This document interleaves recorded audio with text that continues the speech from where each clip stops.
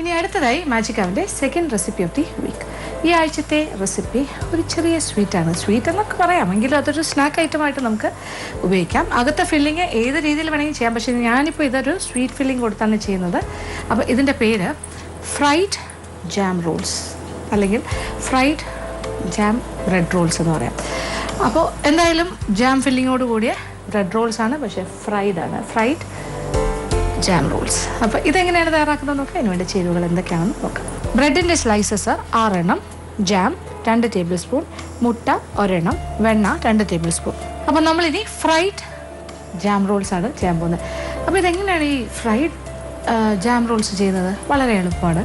ഇത് കുഞ്ഞുങ്ങൾക്കൊരു 4 മണി പലഹാരമായിട്ടോ അല്ലെങ്കിൽ അവർക്ക് ഇഷ്ടമുള്ള ബർത്ത്ഡേ പാർട്ടിയുടെ ഐറ്റംസ് ഒക്കെ ആക്കി മാറ്റാൻ പറ്റുന്ന ഒരു വിഭവമാണ്. നമ്മളുടെ സാധാരണ ബ്രെഡ് സ്ലൈസസ് എടുത്തിട്ട്, ഇതിപ്പോൾ ഞാനിപ്പോൾ ഒരു 5 സ്ലൈസ് എൻ്റെ കയ്യിലുണ്ട്, അതിൽ കൂടുതൽ വേണമെങ്കിലാകാം. അതിൻ്റെ 4 അരികും നമ്മൾ മുറിച്ച് മാറ്റുന്നു. എന്നിട്ട് ഓരോന്നോരോന്നായിട്ട് നമ്മൾ ചപ്പാത്തി കല്ലിൽ വെച്ചിട്ട് അതുപോലെ തന്നെ റോൾ ചെയ്യുക. നന്നായിട്ടൊന്ന് പരത്തും, ഫ്ലാറ്റ് ആക്കുകയാണ് നമ്മൾ. ഇങ്ങനെ ഫ്ലാറ്റ് പീസസ് ആക്കി മാറ്റും. ഈ രീതിയിൽ എല്ലാത്തിനെയും നമ്മൾ പരത്തുന്നു. ഓരോ പീസ് ബ്രെഡും ഇങ്ങനെ പരത്തും.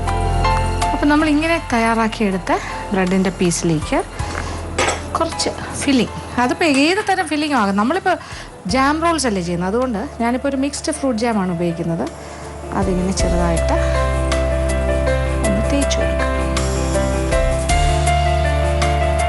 തേച്ച് ഇനി എന്താ ചെയ്യേണ്ടത്, ഇതിങ്ങനെ റോൾ ചെയ്യാം. അപ്പോൾ ഇതൊരു റോളായ ജാമുണ്ട്, അതുകൊണ്ട് തന്നെ ഇങ്ങനെ ഒട്ടിയിരിക്കും, കുഴപ്പമില്ല. ഇത് നമ്മൾ ഇവിടെ വയ്ക്കുന്നു. ഇതുപോലെ എല്ലാം ഫില്ല് ചെയ്യാം. അപ്പോൾ ഇതേപോലെ ഇപ്പോൾ ജാം റോൾസ് അല്ല, വേറെ എന്തെങ്കിലും ഫ്ലേവർ വേണമെങ്കിൽ അങ്ങനെ ആക്കാം. ചോക്ലേറ്റ് വെച്ച് വേണമെങ്കിൽ റോൾ ചെയ്യാം, അപ്പോൾ ചോക്ലേറ്റ് റോൾസ് ആകും. അതല്ല എരിവുള്ള കാര്യങ്ങൾ വേണമെന്നുണ്ടെങ്കിൽ അത്തരം ഫില്ലിങ്, ഇപ്പോൾ ചീസ് വെച്ചിട്ടാകാം. ചീസ് ഗ്രേറ്റ് ചെയ്തിട്ട് അതിൻ്റെ കൂടെ എന്തെങ്കിലുമൊക്കെ മിക്സ് ചെയ്തിട്ട്, ഈവൻ വേവിച്ച ഇറച്ചി വരെ നമുക്ക് ചിക്കൻ മിൻസോ അങ്ങനെ എന്തെങ്കിലും ഫില്ലിംഗ് ഉണ്ടെങ്കിൽ അതും വേണമെങ്കിൽ ആകാം.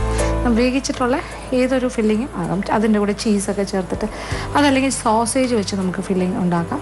എന്തായാലും കുഴപ്പമില്ല, ഏത് രീതിയിൽ വേണമെങ്കിലും ചെയ്യാം. റോൾ ചെയ്യാം.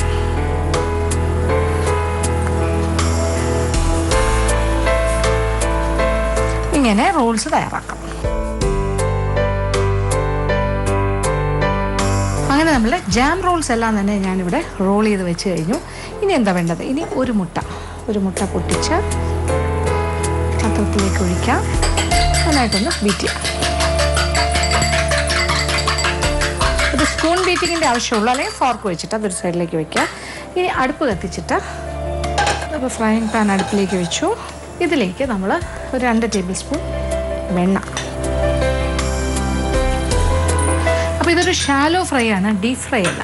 അപ്പോൾ ഈ വെണ്ണ ഒന്ന് ഉരുകി കഴിയുമ്പോൾ നമ്മൾ ഈ എടുത്തു വെച്ചിരിക്കുന്ന റോൾസ് എല്ലാം തന്നെ ഒന്ന് മുട്ടയിൽ റോൾ ചെയ്തിട്ട് ഈ ഒരു ബട്ടറിലിട്ട് ഒന്ന് ഫ്രൈ ചെയ്തെടുക്കും. അപ്പം ഉടച്ച മുട്ട കുറച്ചുകൂടെ ഒരു പരന്ന ടൈപ്പ് പാത്രത്തിലേക്ക് ഞാൻ മാറ്റുകയാണ്.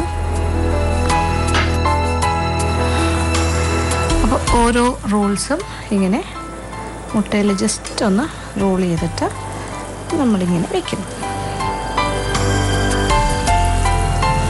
ആ ഒട്ടിച്ച ഭാഗം അടിയിൽ വരുന്ന രീതിയിൽ ഇങ്ങനെ വയ്ക്കുക, നിരത്തി.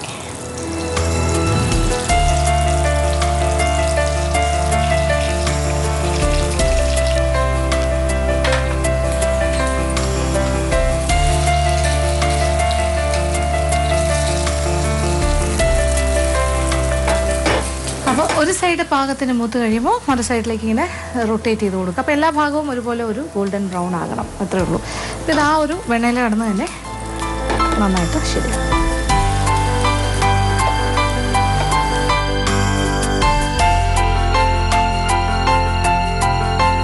ഇപ്പോൾ എല്ലാ ഭാഗവും ഒരുപോലെ ബ്രൗൺ ആയി കഴിഞ്ഞു.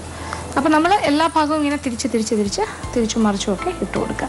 അപ്പോൾ ഇനി വിളമ്പുന്ന പാത്രത്തിലേക്ക് മാറ്റാം. അങ്ങനെ നമ്മളുടെ ജാം റോൾസ് ഫ്രൈഡ് ഇവിടെ റെഡിയായി കഴിഞ്ഞു.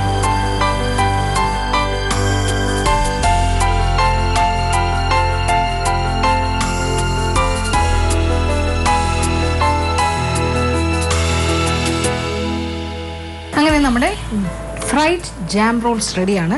അപ്പോൾ ഇതിനൊരു ക്രോസ് സെക്ഷൻ കാണണ്ടേ? അപ്പോൾ നമുക്കിതിനെ അങ്ങനെ കട്ട് ചെയ്യാം.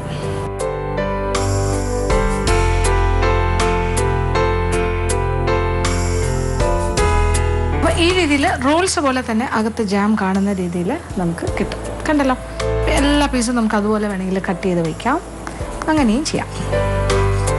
അപ്പോൾ കുട്ടികൾക്ക് കൊടുക്കുമ്പോൾ ഈ രീതിയിൽ ഇങ്ങനെ പ്രസൻറ്റ് ചെയ്യാൻ പറ്റും. അപ്പോൾ കാണാൻ കുറച്ചുകൂടി ഭംഗിയായിരിക്കും, അകത്തെ ജാമും കൂടി കാണുന്ന രീതിയിൽ.